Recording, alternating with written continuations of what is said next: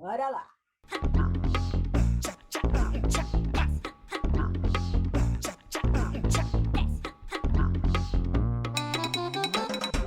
Aranducast. Aprender nunca foi tão divertido de escutar.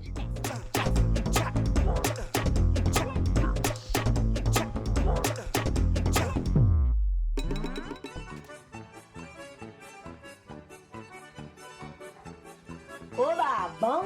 Hoje o Aranducast tá em ritmo de arraial. Eu sou a Thaísa. Eu sou o Eduardo. E hoje é dia de embalar no ritmo da quadrilha e aprender sobre as raízes ancestrais que ajudaram a tecer a rica tapeçaria cultural que é a festa junina brasileira.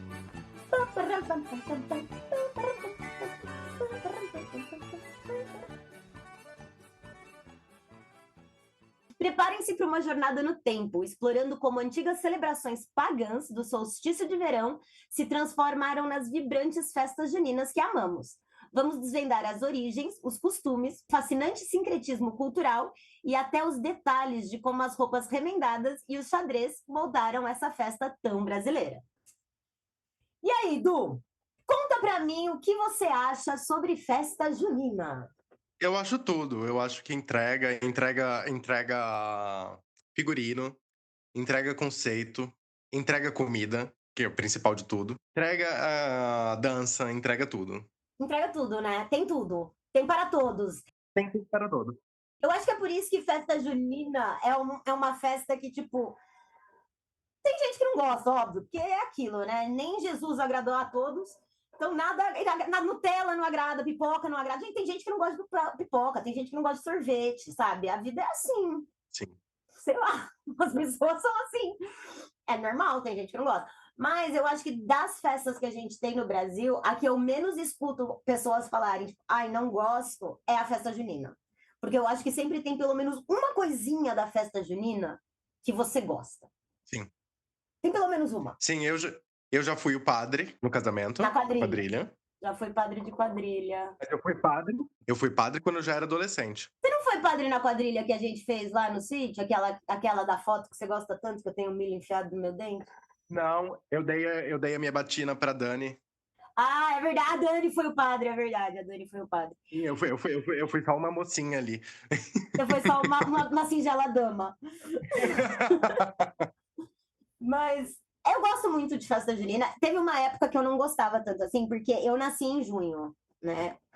Meu aniversário e o aniversário da Arandu são no mesmo dia. Coincidência? Acho que não. Mas... Mas eu acho que por um tempo eu não gostava muito, porque no meu aniversário sempre acabava sendo uma festa junina, sabe? Tipo assim, o tema do aniversário no final do dia era festa junina, ou as comidas do aniversário era comida de festa junina. E aí eu acho que eu peguei um pouco de birra por um tempo, mas agora passou. Já passou, já. Não tem mais birra. Também, na realidade, eu tive o problema inverso, porque bom, eu faço aniversário bem no 1º de julho, e aí já meio que acabou. Tem as festas julinas, mas assim, ninguém se importa, porque já passou São João, já passou tudo. A festa junina é o que sobrou, né? É o resto do que sobrou da festa junina. O que está ali ainda, eles vão lá e colocam. É tipo pós-carnaval, sabe? De tipo, a gente tá fazendo carnaval ainda porque a gente quer fazer uma festa, mas não é carnaval mais. Exato. A gente só quer continuar fazendo bloquinho, etc. Sim, depois de grande sim, tanto os meus aniversários eram geralmente de festa junina, porque as pessoas sabem que eu gosto de festa junina. E é isso, porque eu gosto de xadrez também. Eu fico bem de xadrez. Vai bem com a minha Combina com a minha skin cutis. grunge. Combina com a minha cutis usar xadrez. Bom, eu acho que a gente pode já começar, então, no nosso primeiro bloco, que foi uma pesquisa que a gente fez. Porque, como a gente já falou aqui várias vezes, nada se cria, tudo se transforma, não é mesmo? Então, a festa junina que a gente conhece hoje, ela é uma atualização de o que a gente vive hoje é uma modernização de uma releitura de várias tradições que foram mixadas numa coisa só, basicamente. Então, vamos começar primeiro com o início mesmo desse tipo de celebração, né? Ela tem uma forte ligação, na verdade, no hemisfério norte, né? A grande origem das festas juninas é no hemisfério norte, porque quando a gente pensa né, nas questões que a gente já conversou, acho que a gente conversou bastante disso no episódio de Ano Novo, né?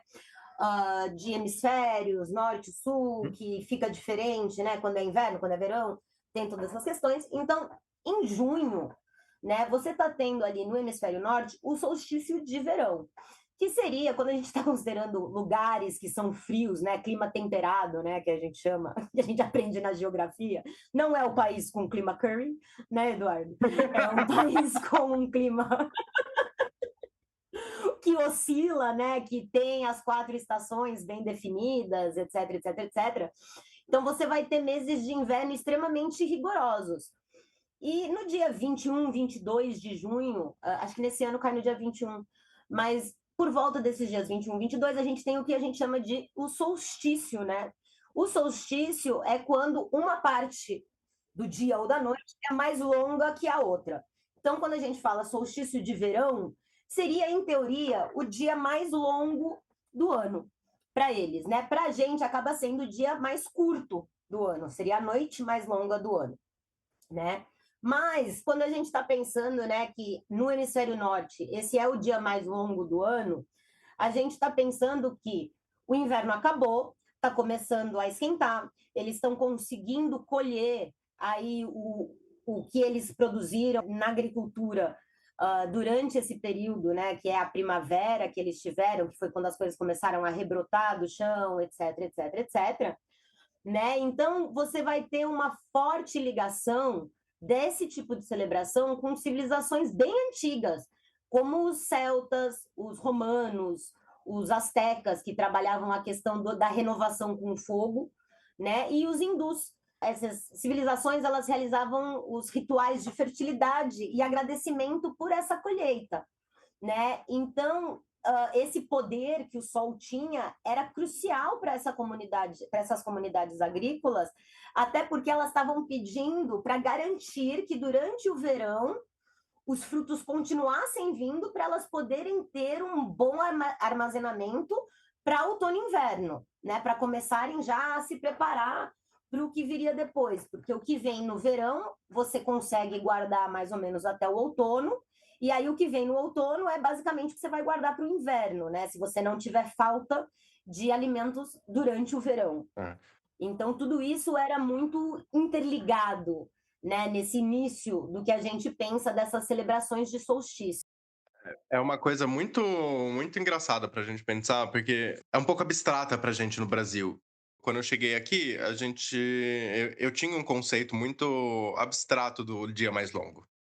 E é realmente mais longo, às 9h30 da noite, o sol tá começando a ir embora.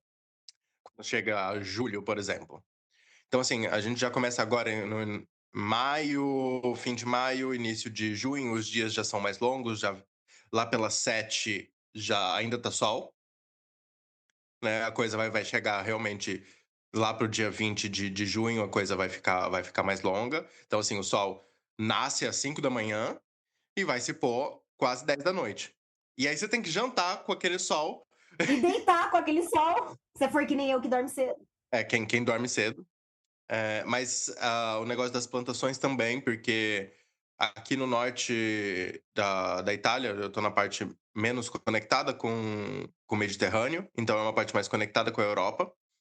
Então o clima é um pouco mais frio, tem montanha e tal. Mas aqui a gente planta, por exemplo, arroz. Começa no fim de maio a plantar, porque aí já no começo de junho, porque aí já tem sol, os dias estão mais longos, e é aí que a colheita rola solta, no inverno a gente ter comida, né? Porque é isso, né? O Brasil, o ano inteiro, por mais quando a gente tem horário de verão, mesmo no verão sem o horário de verão, você tem um pouquinho mais de sol, sei lá, uma meia horinha, uma horinha no máximo. Sei lá, eu tô em São Paulo, no caso, né? Talvez isso no sul, né? Você vai ter um pouco mais do que isso, né? Dependendo de que parte do Brasil você tiver, você vai ter um pouco mais essa noção de diferença de dia e noite, obviamente. Mas, quanto mais perto do Equador, obviamente, menos noção dessa diferença você tem, né? E menos variação de clima também você acaba tendo. de uma certa forma.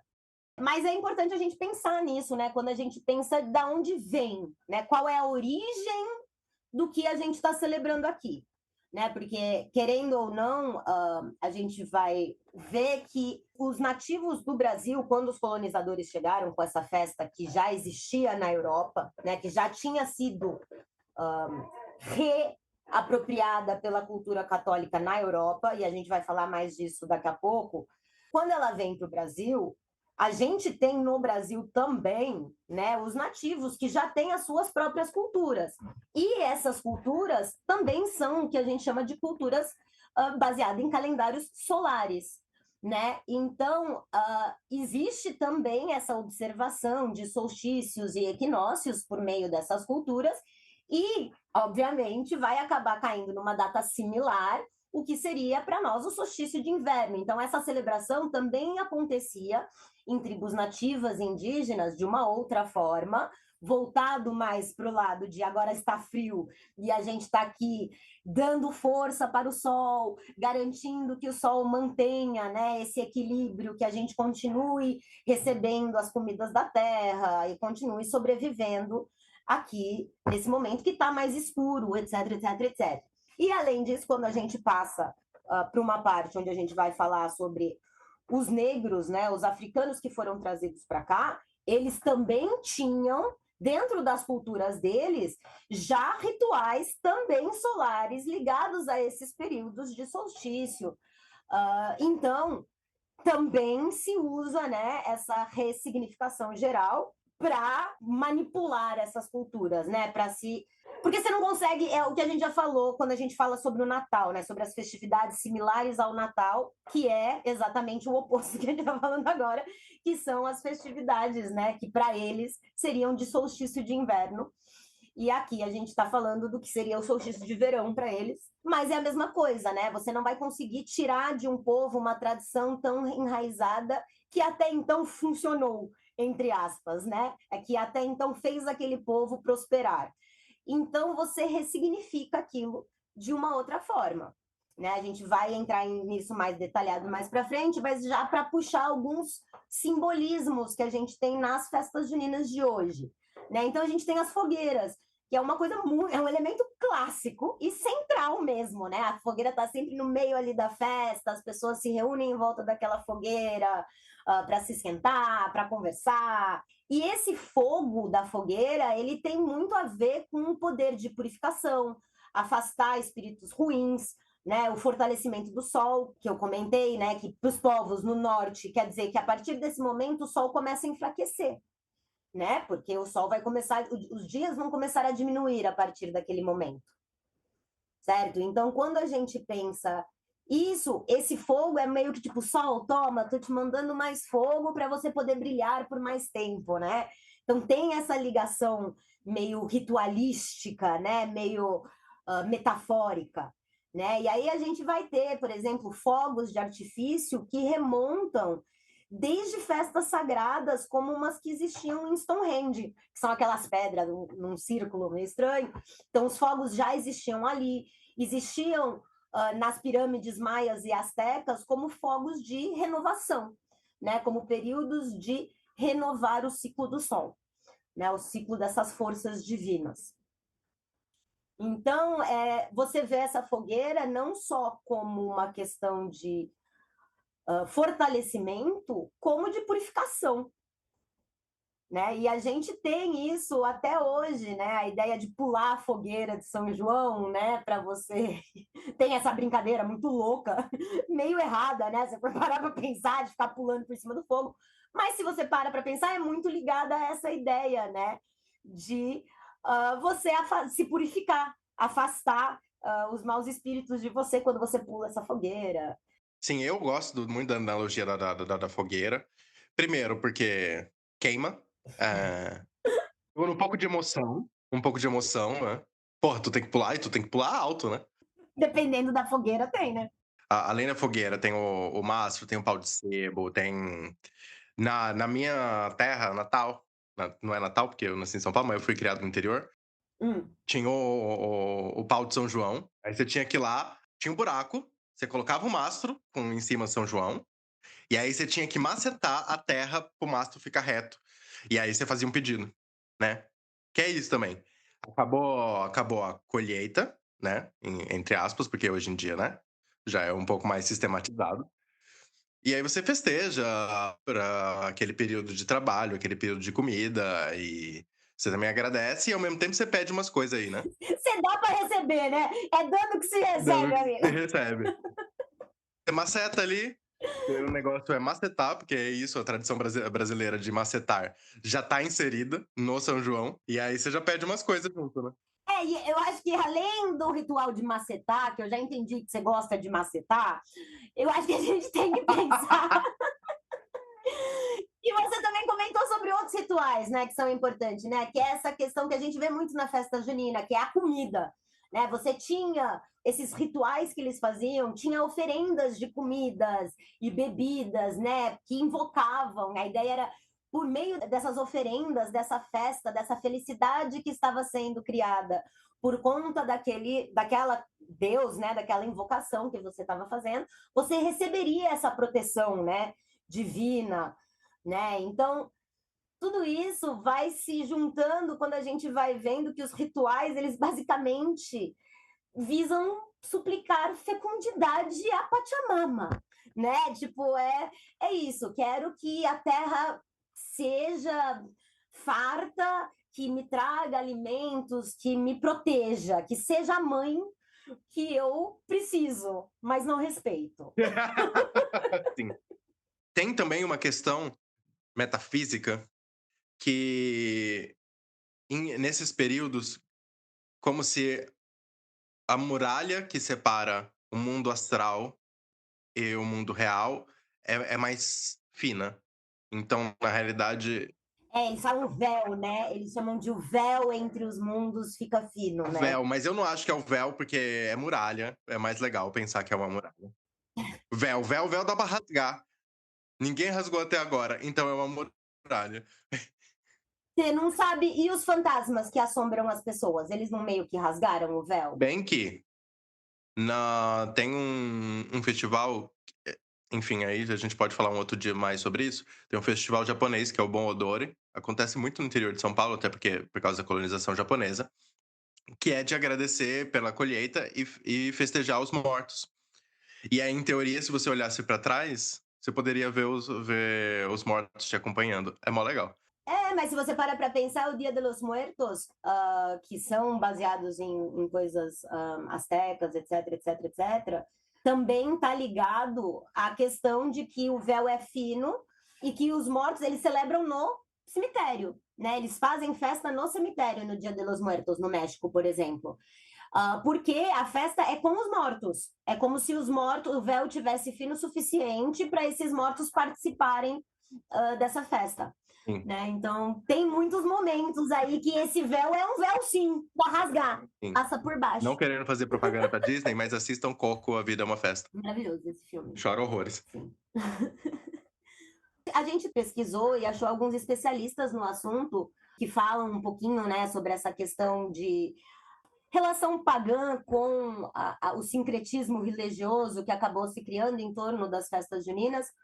Um desses pesquisadores é o Alberto Iqueda. Ele é um pesquisador de culturas populares e ele destaca que nas sociedades antigas tinha grandes festividades com longas durações de até um mês, né? Principalmente nesses períodos de plantio e colheita que a gente está comentando aqui. Enquanto a Lúcia Helena Rangel, que é uma socióloga, ela enfatiza que os rituais de fertilidade agrícola de diversos povos da Europa, Oriente Médio e Norte da África tinham inclusão de homenagem a casais férteis mitológicos mesmo, como é o caso de Afrodite e Adonis, Tammuz e Ista, Ísis e Osíris. E o Ikeda ele também menciona que a primavera ela é bastante comemorada como o reingresso da vida mais dinâmica, né, depois do inverno, como a gente tinha comentado anteriormente, né, nessas questões de área temperada, para abençoar essa colheita farta, né, para que o próximo período agrícola continuasse sendo consagrado, né, e criando também, ele levanta muito a importância de que como essas festividades criavam um senso de comunidade, né? De como, quando você une várias pessoas em prol, né? Aqui falando de sobrevivência, basicamente, né? Que eram festas onde a comunidade, o vilarejo todo, estava comemorando que ele ia sobreviver, não é mesmo? Então, eu acho que isso une muitas pessoas. Une muitas pessoas saber que você vai conseguir sobreviver mais um pouquinho, sabe? É importante isso. Não só isso, é muito distante pra gente, no Brasil, pensar que o frio vai demorar tanto. Porque é isso, são realmente 3 meses. Se você pensar que ainda o outono já começa a tá frio, a gente para de fazer coisas ao ar livre. A gente até faz, mas é um pouco difícil ficar na rua. E eu nem tô numa parte muito fria da Europa. Então, assim, as flores brotaram, tá todo mundo no parque, tá todo mundo no bar, tá todo mundo ao aberto, qualquer oportunidade de sol a gente tá. Porque, mano, você tava congelando até então. Você não tava sentindo os dedos do seu pé até então. E aí você não consegue socializar de verdade. Você consegue visitar amigos, você consegue ir no bar fechado, no restaurante e tal. Mas, assim, sair e ver pessoas, isso vai acontecer só da primavera e verão, né? É. Ou um pedaço do outono. E eu acho que uma coisa que já vai abrindo a porta, né, para a gente começar a pensar um pouco mais, né, das influências católicas e do sincretismo, né, é pensar um pouco com o que o antropólogo James Fraser levanta em um livro chamado O Ramo de Ouro, onde ele descreve o processo histórico de acomodação, né, deslocando todo esse ritual para focar em São João Batista, para fazer com que a comemoração desse solstício vire em torno de São João Batista, que quando a gente pensa na história de São João Batista para a Igreja Católica, né, qual é o papel de São João Batista na Bíblia? São João Batista batiza Jesus. Então, ele é o cara que purifica o cara, basicamente. E não só isso, ele é o cara que sai, porque ele é o profeta. Então, assim, antes de Jesus sair e fazer suas coisas, ele tem que ir, ele tem que andar por aí, fazer o giro dele lá e contar pra todo mundo que vai vir Jesus. Tem isso, né? Tem duas funções. Que no caso é primo dele, é uma coisa um pouco complexa. Eles são primos, Galera, acho. meu primo tá chegando. Aguardem. Meu primo tá chegando, ele vai salvar vocês. Fiquem ligadinhos, hein? Tipo, ele anuncia a boa nova. É de tipo, galera, vai chegar, hein? Vai chegar, o verão vai chegar. Vai dar bom, vai dar bom. Vai vir um cara ali, ó, parente meu, hein? Gente boníssima. Vai rolar, galera. Vai rolar.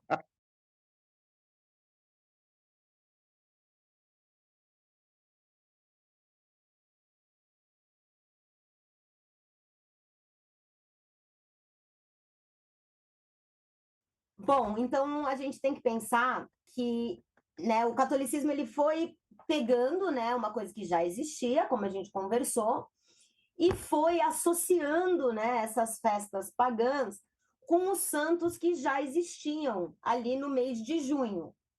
Então a gente tem o Santo Antônio no dia 13, o São João Batista no dia 24 e São Pedro no dia 29.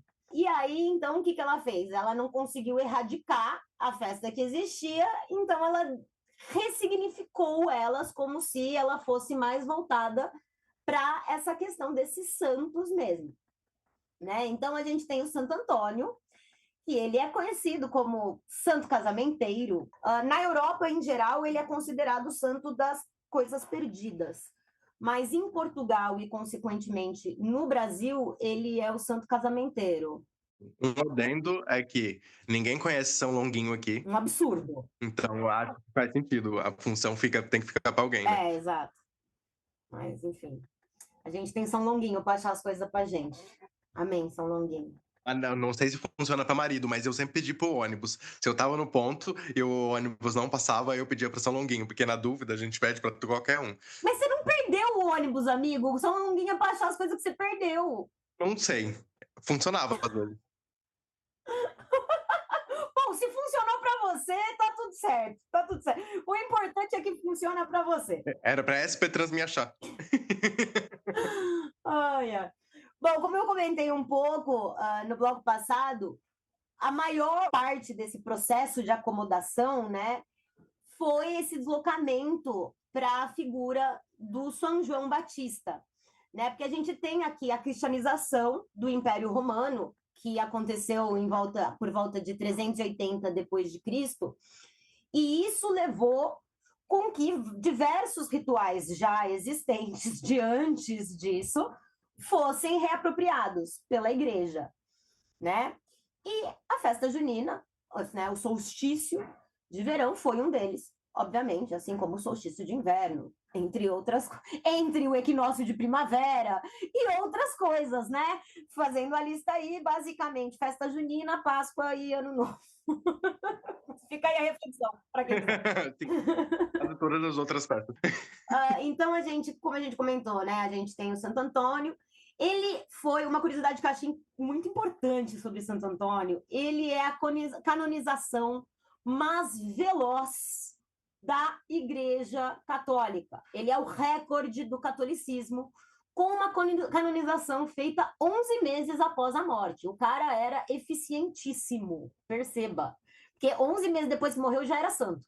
Normalmente demora. Sim, e assim, você pensar que mal tinha igreja. Mal tinha igreja nessa época e o cara... Não, fez por merecer. Põe ele ali no patamar de santo. Perdeu a cabeça, não? Se não me engano. Hã? Se não me engano, ele perdeu a cabeça. Eu não lembro agora. O Santo Antônio, eu sei que o Santo Antônio é o que segura o bebê Jesus. Ah, não. Ele é dos... São João, acho que perdeu a cabeça. Eu acho que é. Acho que foi São Não sei, João. gente, é muito santo e é muita morte criativa. Não, eu sei que Santo Antônio, ele era bonzinho, ele era, tipo, paz e amor, gostava das crianças, até que ele tem um menino Jesus no colo, e uma das coisas, né, uma das tradições de Santo Antônio que você pode fazer é tirar o bebê Jesus do colo de Santo Antônio e falar que você só vai devolver o menino Jesus quando ele resolver seu pedido. Além de pôr ele de ponta cabeça, pôr ele dentro do freezer, pôr ele num copo d'água. Tem várias coisas. Você percebe que você tortura o santo, né? Ele é um santo que funciona sob ameaça, basicamente. Você sequestra algo dele ou tortura o santo. Tortura o santo para você conseguir o que você quer. Um pouco curioso. Que é isso, né? Pra você ver que tem alguma coisa errada quando a gente tá torturando, sequestrando criança pra conseguir alguém, sabe?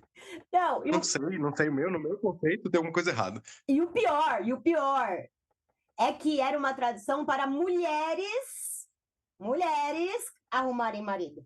Que aí entra de novo, né? Mulheres arrumarem o quê, exatamente? Porque o homem não precisa arrumar uma... Tipo assim, se o par tem que ser um homem ou uma mulher, por que só a mulher tem que pedir o homem? Não faz sentido isso.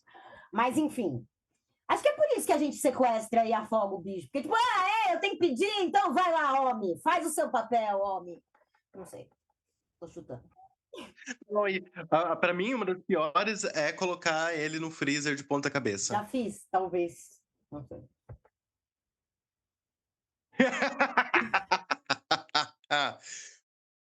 Mas aí você tem que fazer todas. Você tem que sequestrar a criança, colocar ele no freezer de ponta cabeça. Tem um copo d'água também, pôr ele de ponta cabeça dentro do copo d'água.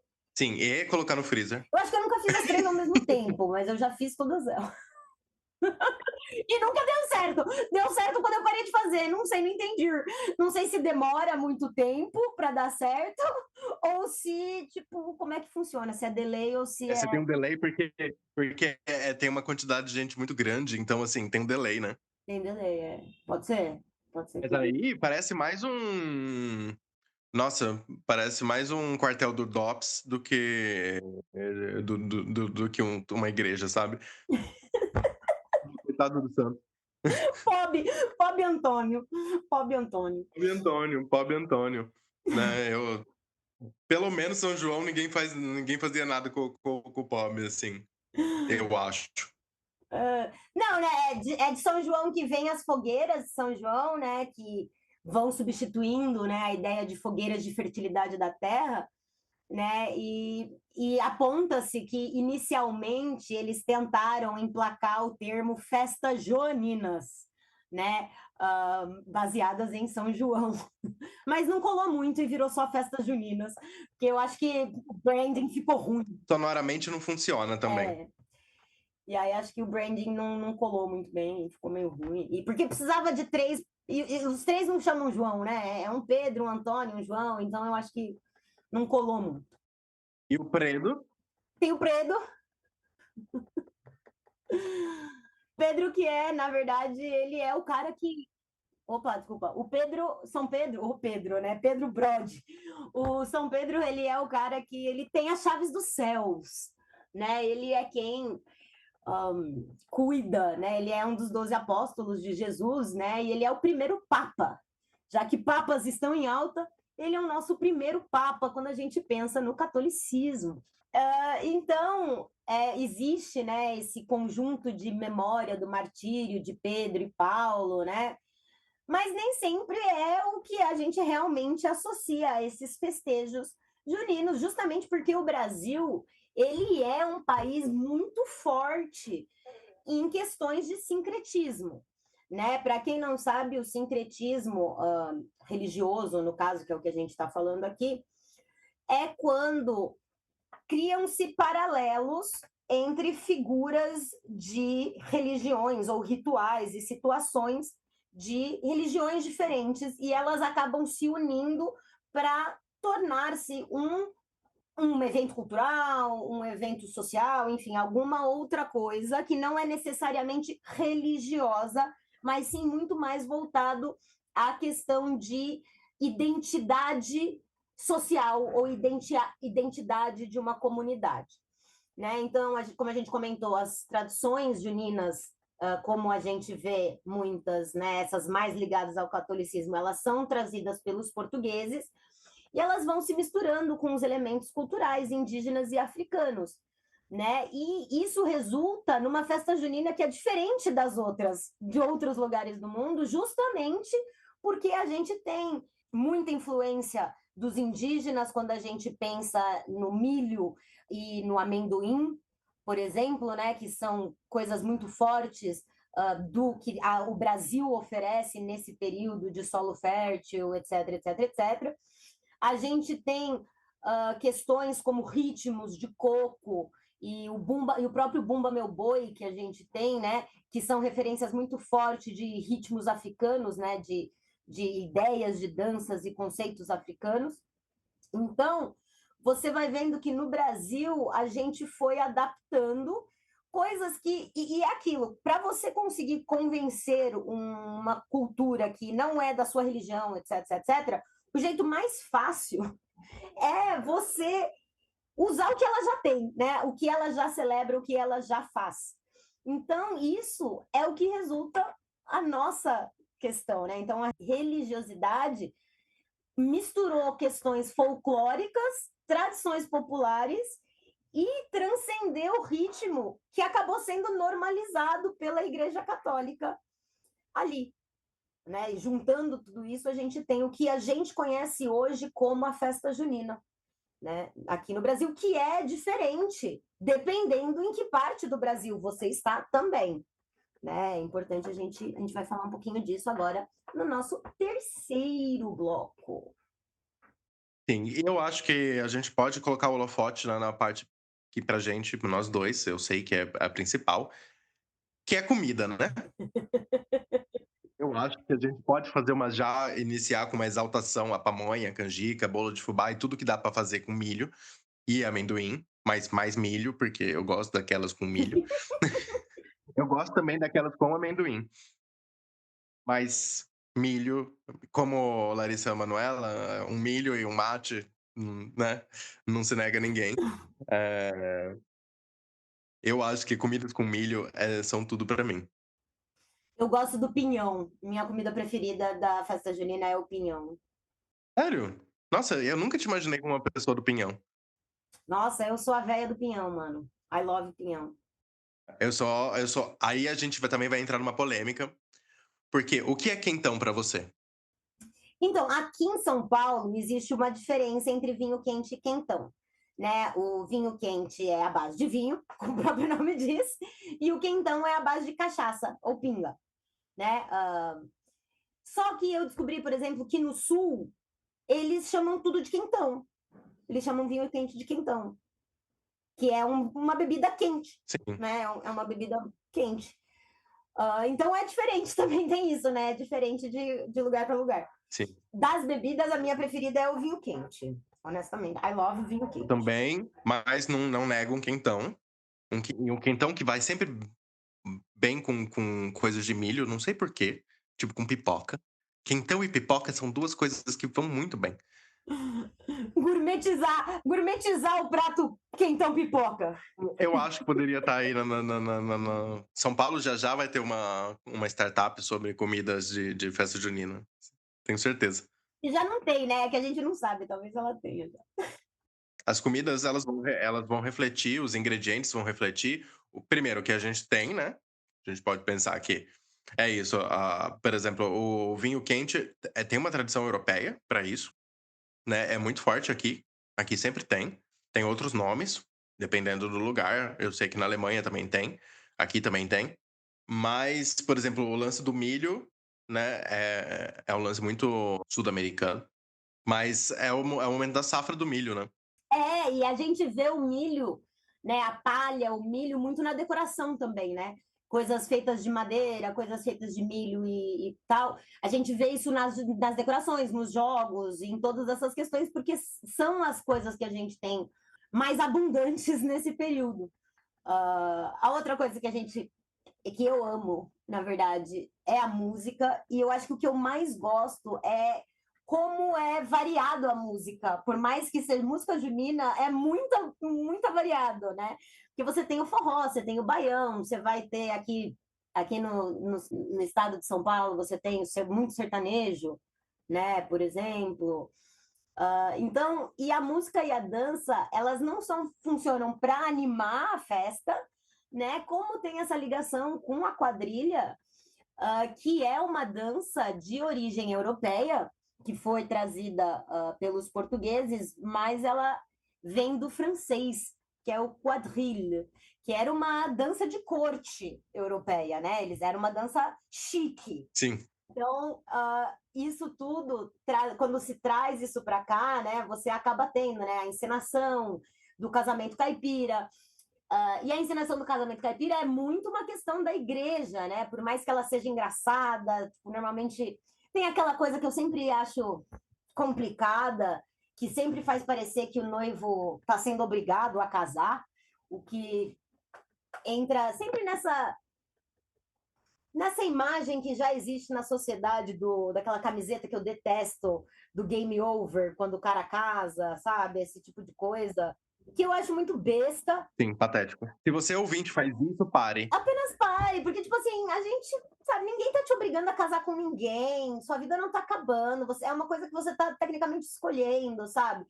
Então eu entendo essas piadinhas, porque, querendo ou não, o casamento fazia parte de um teatrinho que tem a ver com a moral e a ética cristã. Sim. Né? Tipo, o que é certo e o que é errado de acordo com a moral e a ética cristã. Então, fazia essa palhaçada para que fosse engraçado, para que fosse divertido, mas isso acaba fomentando certas coisas que eu não acho bacana, que é essa questão de casar forçado, ou casar porque engravidou. Eu acho que assim, as coisas acontecem, você tem que lidar com as consequências, mas a gente vive num período, espaço e sociedade onde você não é obrigado a estar casado com o outro responsável por um filho, por uma criança. Você não tem que casar com uma pessoa que você não gosta, a princípio, né? Eu sei que em alguns lugares, talvez, essas coisas ainda existam e essas coisas ainda sejam praticadas, mas no mundo ideal, né, a gente não precisa mais dessas máscaras e dessas questões, eu acho. Thaísa, minha opinião. Mas é isso. Danças em volta do fogo, pra mim, é um must. Eu gosto, tem uma coisa meio Midsummer, uma coisa meio pagã. Eu gosto e a gente pode continuar. É uma coisa muito pagã, né? Nossa, é a coisa mais É uma pagã. coisa muito pagã. E eu acho que o fogo, né? Eu acho que a dança, a quadrilha levada ao torno do fogo, né? Essa questão de fazer uma roda, né? As quadrilhas normalmente têm essa questão da roda. Isso, na verdade, é com base no que eu sou mais acostumada, que é essa quadrilha aqui de São Paulo, do Sudeste e tal, que é o que eu tenho mais contato. Eu sei que, por exemplo, no Nordeste é diferente. As quadrilhas, elas se apresentam mais como uma coreografia diferente. É bem diferente. Quem for de São Paulo e tiver curiosidade para conhecer um pouquinho mais de como as festas juninas do Nordeste, indico muito a festa junina do CTN, que é o Centro de Tradições Nordestinas, que tem ali perto aqui Zona Leste, né? Ele é muito legal, é um espaço super bacana. Ele tem comidas nordestinas típicas, sempre, tá? É um espaço que está aberto o ano inteiro, mas durante o mês de junho, eles trazem muita coisa da festa junina nordestina mesmo. Isso inclui apresentação de grupos de dança e várias outras coisas muito legais. Então, quem não conhece ou quiser fazer um programa um pouquinho diferente das quermesses tradicionais de igreja, que é o mais tradicional aqui na cidade de São Paulo, tem o CTN que 10 de 10 vale muito a pena. É muito cheio, tá? Porque é a melhor festa do CTN do ano, mas quem tiver na pegada não vai se arrepender, tá? Vale muito a pena mesmo. Eu acho legal também, porque no Nordeste dura um tempo o São João, né? A festa junina. E a festa junina para eles é muito, sei lá, muito parecido com, sei lá, o que é o carnaval, talvez, pra gente. Porque eu lembro que quando eu fui para o Maranhão em fevereiro, uma vez, eles já estavam tendo os ensaios para o São João de São Luís. Então a gente está falando em fevereiro, os caras já estavam começando a se organizar para o que eles iam apresentar em junho. Então é um negócio que eles levam muito a sério mesmo, né? Muito, muito, muito. Sim. Que é maravilhoso. Amo quem leva festas a sério, gente. Tem que levar todas as festas a sério mesmo. É isso. Não, é sobre isso e a quantidade de músicas de forró que são próprias das festas juninas são tudo pra mim, nada melhor que um forrozão. Forrozão, eu gosto também. Assim, outra coisa também são as decorações, né? Uma bandeirinha me compra. Então, eu descobri que existe uma chance dessas bandeirinhas terem sido puxadas do contato que os portugueses tiveram com o budismo. Eu achei isso muito interessante, porque os budistas eles têm costume de escrever orações em tecidos coloridos e pendurar esses tecidos alto para justamente chegar, né, nos céus, né? Sim. E aí o que eles fizeram, pelo que eu entendi, foi eles puxaram essa ideia do budismo, né, para imprimir as orações e tal, e eles começaram a imprimir as imagens dos santos para colocar nessas bandeiras durante as festividades. E eles praticavam também uma questão de lavagem dos santos, que era uma purificação, né, de certa forma, um ritual de purificação, onde eles colocavam essas imagens dos santos nas bandeiras de pano, e aí eles lavavam as bandeiras e colocavam elas para secar. Então, fica aí Da hora. uma das possibilidades. Eu não tenho nenhum lugar que está realmente confirmada essa informação, mas eu achei ela interessante para trazer, para mostrar mais uma outra cultura que participou, de certa forma, dentro dessa crença. Isso me faz lembrar de uma outra coisa que a gente coloca no alto para chegar mais perto aí, que são os balões, que não é legal, tá, gente? É proibido. Não solta balão, tá, gente? Por favor, isso é perigoso. Não solta balão, porque queima a casa dos outros, não é legal. Queima floresta, queima várias coisas, não é um bom momento. É bonito? Tem muito balão bonito, tem muito balão bem feito, tem muita coisa legal? Sim, mas as repercussões disso são prejudiciais para o nosso meio ambiente e para as pessoas que vivem, né? Porque às vezes você solta, vai cair na casa de uma outra pessoa, vai pegar fogo na casa dessa pessoa, sabe? Não é legal. Não é legal. Você não quer ser responsável por matar alguém, você não quer ser responsável por destruir a vida de alguém. Sim. Mas sim, o balão ele tem esse papel de, né? Eram-se colocadas as orações nesses balões para que ele subisse e fosse levado até São João, né? Era o balão de São João que subia para o céu com essas orações, com esses pedidos. Sim. A gente tem, então, como a gente conversou, variações regionais muito fortes, né? O Nordeste, o Sudeste, o Sul e o Norte. Tem festas bem diferentes umas das outras, né? No Nordeste e no Norte a gente vai ter o Bumba Meu Boi, por exemplo, que é bem diferente da quadrilha que a gente tem aqui no Sudeste. Do olho a cobra, é mentira! Tipo, eles não fazem essas coisas. Mas eu adoro. Eles não ficam fazendo essas... A ponte quebrou! Já consertaram! Eles não fazem essa. Mas é interessante para a gente ver como cada uma das culturas elas vão trazendo, né? Eu acho que a celebração de São Paulo vem muito da questão do interior, né? Da questão agrícola toda que está envolvida nisso, né? Então você tem ali pessoas que são mais simples, e quando a gente começa a pensar na vestimenta, por que a gente sempre trabalha com roupas remendadas e xadrez na festa junina? Existem algumas explicações para isso. Primeira explicação é, a gente está falando de camponeses, não é mesmo? É uma festa de camponeses, é uma festa de pessoas rurais comemorando. Então, você tem aí pessoas que trabalham na roça, que vão capinar um terreno, que vão fazer uma plantação, colher, etc, etc, etc. As roupas, você tem a roupa para trabalhar e a roupa para sair. Não é mesmo? Porque essas roupas elas vão começar a ficar gastas, elas vão começar a ter buracos, etc. E você vai remendando isso, você vai consertando isso, porque é uma roupa para trabalhar, é uma roupa para bater. Né? Você não tem dinheiro para ficar comprando um monte de roupas diferentes para você ir para o meio da roça.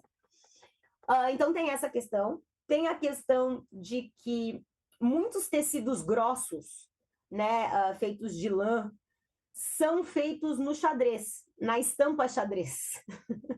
Então, isso também traz a questão do xadrez, né? Porque a gente vai tendo as camisas de flanela, as roupas de lã teadas em forma de xadrez, que vão dando essa cara mais assim. E uma coisa que a gente também tem que levar em conta é que a gente está falando de Brasil, né? No Brasil, não tem um frio enorme ao ponto de você ter, né? Estamos falando de épocas antigas, tá, gente? Quando as pessoas tinham 3 trocas de roupa.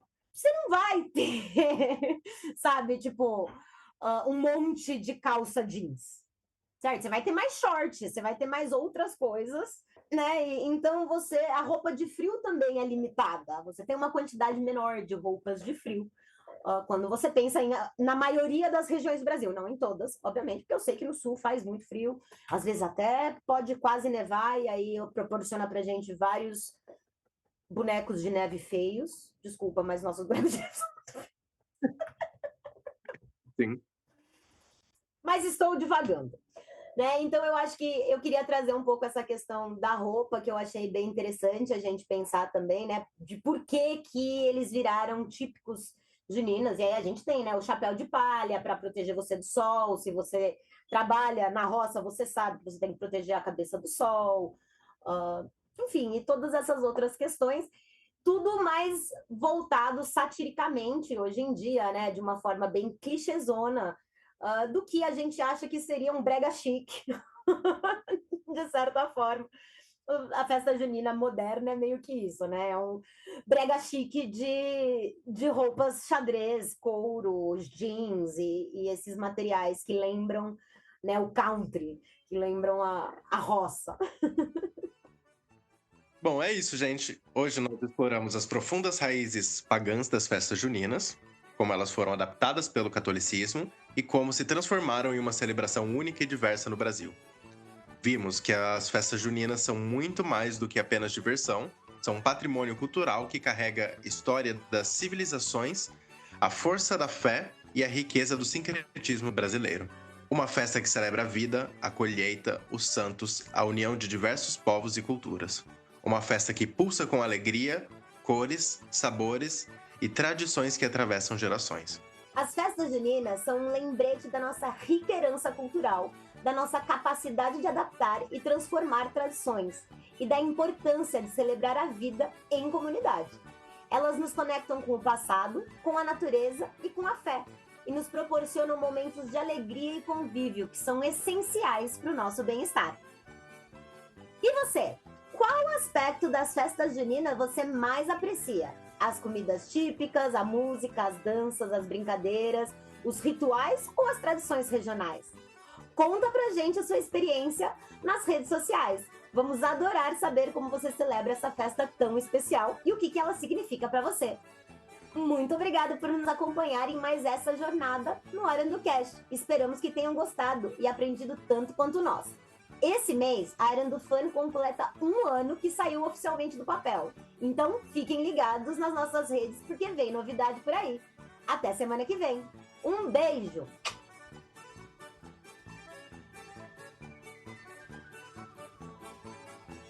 Esse podcast é feito com muito carinho pela Arandufan. Roteiros e apresentação, Thaísa Daniele e Eduardo Cotarelli. Edição e ajustes sonoros, Mac. Arte e identidade visual, Luke. A voz da vinheta é da Valentina Bernardino e as músicas adicionais são do Quincas Moreira. Lá vem. O que o pato disse pra pata? Estamos empatados. Não, vem cá. Ai, que merda, eu não acredito em fazer isso.